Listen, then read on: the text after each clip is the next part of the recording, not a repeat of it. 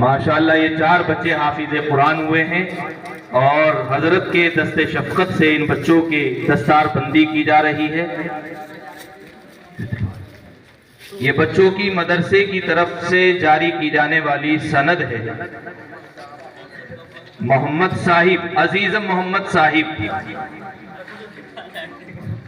آمین۔ محمد ریحان، ماشاءاللہ۔ عبدالعظیم، محمد سمیر، یہ 4 بچے حافظ قرآن ہوئے ہیں جن کے سروں کے اوپر تاج یہ پگڑی کی شکل میں سجایا گیا ہے۔ اب ہم اپنے مہمان مکرم و محترم اور ہمارے اس جلسے کے ہمارے خصوصی مہمان مکرم